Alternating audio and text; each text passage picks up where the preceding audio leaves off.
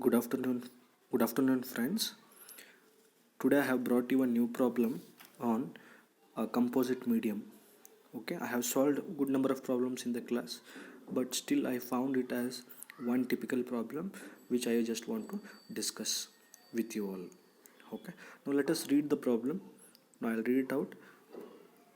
A square plate heater of size 20 centimeter into 20 centimeter is inserted between the two slabs. Slab A is 3 centimeter thick. The value of K for which is 50 watt per meter Kelvin, and slab B is 1.5 centimeter whose value of K is 0.2 watt per meter Kelvin. The outside heat transfer coefficients on both the sides of a slabs A and B are 200 and 50 watt per meter square Kelvin respectively. The temperature of surrounding air is 25 degrees Celsius. If the rating of the heater is 1 kilowatt, then determine first one maximum temperature in the system, second one outer surface temperature of the two slabs. Draw an equivalent circuit for the given system. So this is a problem which I just want to discuss with you all. So looking at the problem, now I have drawn a diagram corresponding to the given data. Now let us look onto it carefully. So as it is mentioned in the problem, we are having a square plate heater, means there is a heater plate, maybe that is provided with a heating coil. So that plate itself acts as a source of providing heat. Okay, so what is the shape of the plate is? It is the square plate. So there is a square plate having dimensions how much? He has said it as 20 centimeter into 20 centimeter. So that is the area of the square plate heater. So that is inserted between the two slabs. So I name them as slab A and slab B. So you can see in the figure, so there is a square plate heater having area 20 centimeter into 20 centimeter is placed exactly in between the two slabs A and B. That's the diagram which is represented. Okay, so from this it is very clear the cross-sectional area of the two slabs is also equal to the square plate area. I hope this is clear. Now with this arrangement, what happens is the whole setup, the whole composite wall made up of two slabs inserted with square plate heater at the middle is now exposed to the ambient. What I mean to say is the outer surfaces of slab A and slab B are exposed to air. So here the air temperature and the heat transfer coefficients between slab A and the air and between slab B and the air are given. That means H1 and H2 are given. And along with that, he has also given you the thickness of the slab A and the thickness of slab B. I call them as LA and LB. Please note that the thickness of the square plate heater is not mentioned in this problem. So we shall assume the thickness to be very minimum, or we shall neglect it. Okay. So here the square plate acts as a heater. So from this, one thing is very clear. So the heat will be dissipated from the square plate onto the two slabs. Here we can't guarantee that the heat that dissipated from the square plate heater is equally distributed onto the two slabs. Okay, the direction of flow of heat onto the two slabs from the middle, that is from the square plate, it is shown in the figure. Here you can see Q1 and Q2. So since it is at the middle, so heat transfers or dissipates from the heater towards the slab A. I name it as Q1. Then from slab A to the air.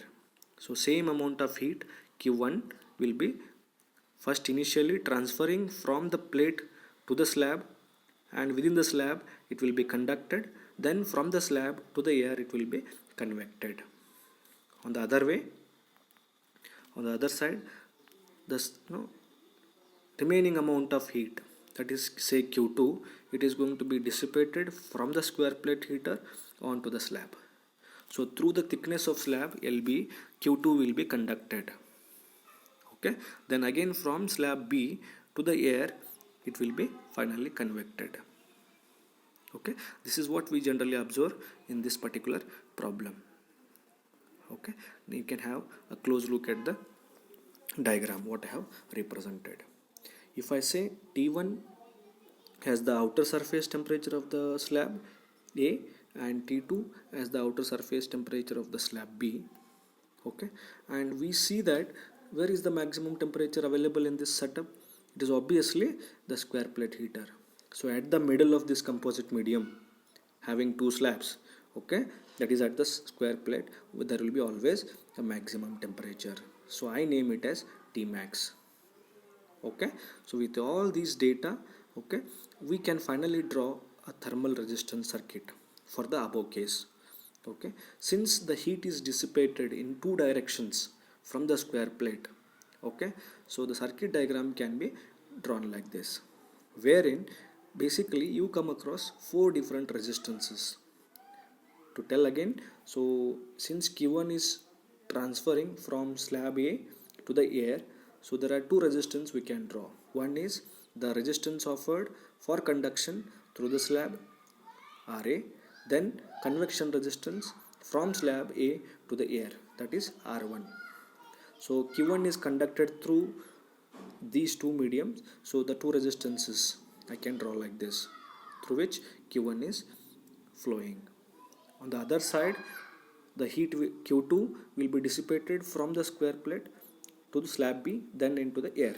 So again there will be two resistances. The resistance offered for conduction through slab B, I call it as RB, and the resistance for convection from slab B to the air is called as R2. Okay, again there are two resistances. If you look at all four, see, the two resistances for slab A and air, two resistance for slab B and air, they will be in parallel. Hence the circuit diagram can be drawn like this. Okay, so therefore from this circuit diagram or from the thermal resistance circuit, one thing is very clear, that the total heat that gets dissipated from the square plate heater, I call it as Q, is nothing but it is a summation of heat dissipated from the slab A to the air plus the heat dissipated from the slab B to the air. So that is nothing but Q is equal to Q1 plus Q2.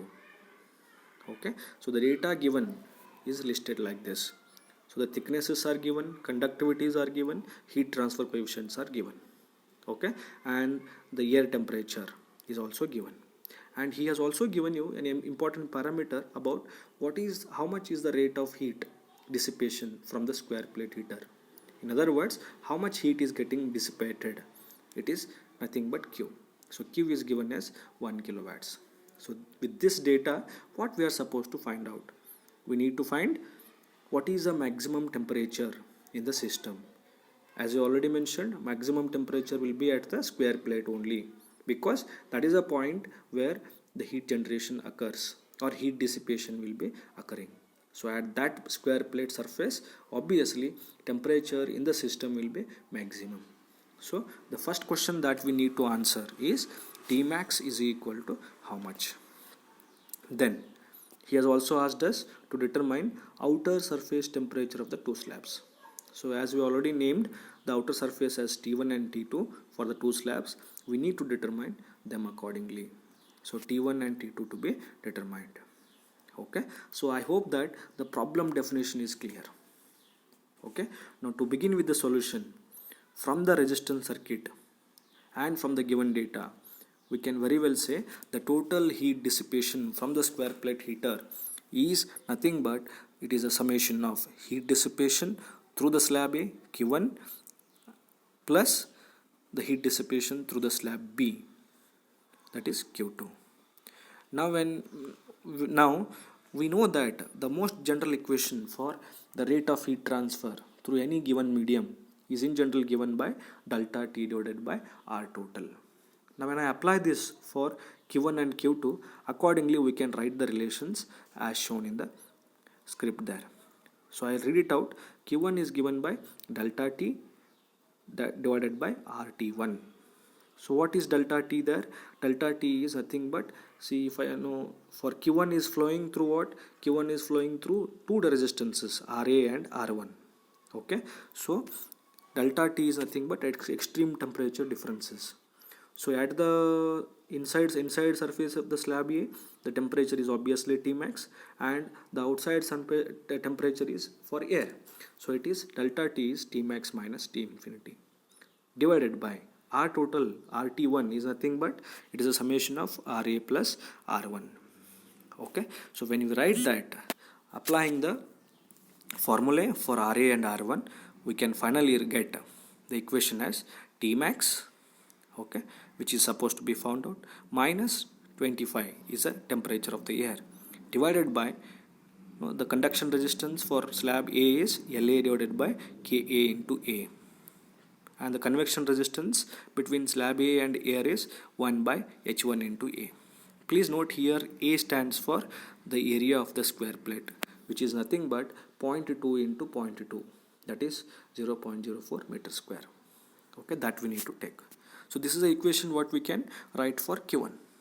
Similarly, the other side of the square plate heater, where the Q2 is dissipating to slab B and finally to the air, that also we can write in the similar manner. So I say it as Q2 is equal to, again, delta T divided by RT2. If you look at the diagram, circuit diagram there, you can very well understand. So Q2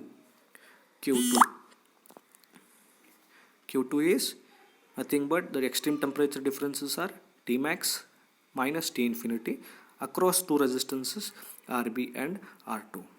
So keeping that in the mind, we can write the equation for Q2 as delta T divided by RT2, where RT2 is nothing but RB plus R2 and delta T is nothing but Tmax minus T infinity. Again, conduction resistance and convection resistance formulae are written. So we can get a final relation as Tmax minus 25 divided by LB by KB into A plus 1 by H2 into A. Okay, here the unknown parameter is Tmax, which is supposed to be calculated. So when I substitute the relations for Q1 and Q2, what we have written here, onto equation 1, then we get, okay, we get a relation for total Q, whose value of is given as 1 kilowatts. Okay, so before I substitute, what we shall do is we shall rewrite the expressions, substituting all the values for LA, LB, KA, KB, okay, area. We can get the Q1 and Q2 as, you can see in this, Q1 we will get it as Tmax minus 25 divided by 0.14, and Q2 we will get it as Tmax minus 25 divided by 2.375. Okay, now we shall substitute in equation 1 like this. But when you substitute, you will find that Tmax minus T25 will be the common parameter. So if you take that as a common, then you are going to get the relation as Q is equal to Tmax minus 25 into the bracket 1 divided by 0.14 plus 1 divided by 2.375. So that is the equation what we arrive at. And that should be equal to what? Q, right? So Q is given as the 1 kilowatt. 1 kilowatt means 1000 watts. So I'll substitute that value here. So it becomes 1000 is equal to Tmax minus 25 into, now I'll solve for this bracket value. So we will get it as 7.563. So it's a very simple equation what we are getting now. So unknown here is only Tmax. So after rearranging the terms, we will finally get the value of Tmax as 157.22 degrees Celsius. So this is the highest temperature what we see in the given system. So that is what is our first answer, maximum temperature in the system. Okay, now we are left with the calculation of surface temperatures of slab A and slab B. So for that I'll again take the example, the equation what we already used. We know that the rate of heat transfer through slab 1, in the sense slab A, is given by Q1. So which is nothing but what? T max minus T infinity divided by slab A resistance, that is RA. So if you use that, T max is already known, so I'll write it as 157.22 and T infinity is 25, so it will be minus 25 divided by the resistance offered for slab A is 0.14. So I will use those values and I will let to know what is the value of heat transfer Q1, okay, through the slab. It comes out to be 944.42 watts. In the same manner, again I apply the same formula, or you can use the basic equation 1 to calculate the Q2 value, which is given by Q2 is equal to Q1 Q minus Q1, correct? Because from equation 1 we know the total heat dissipation Q is equal to Q1 plus Q2. Just before you have calculated Q1, so using this you can very easily calculate Q2, and it happens to be 55.57 watts. So now, knowing the values of Q1 and Q2, applying the basic relations for Q1 and Q2 for slab A and for slab B, we can write like this: Q1 is T max minus T1, correct? Now I am applying only for slab A, okay, the heat transfer through slab A. It is obviously Q1, so if you apply, the temperature difference will be the extreme temperatures T max minus T1, okay, and the resistance offered will be RA. So here if you substitute the values, T1 is the unknown, so 157.22 minus T1 divided by RA is 0.14. When you substitute that, the unknown can be determined. So after rearranging, if you get to know, the value of T1 comes out to be around 143.053 degrees Celsius. That is the first answer for the surface temperature of slab A. In the similar manner, we again write the expression for Q2, where the heat dissipation through the slab B is considered. Again the temperature difference is T max minus T2 divided by the resistance offered is RB. The resistance offered is RB. So if you use that and substitute the values of T max and RB and Q2, the unknown T2 can be determined very easily. So which comes out to be 53.024 degrees Celsius. And that is the another answer for our question which is being asked. So finally, to verify our answers, you can see that let us compare the temperatures.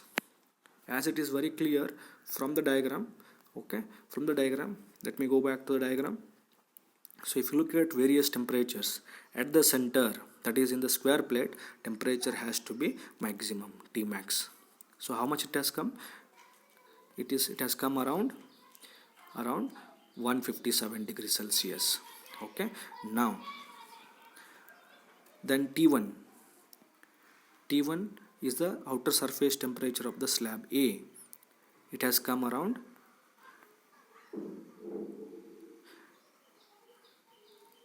143, which is less than 157, correct?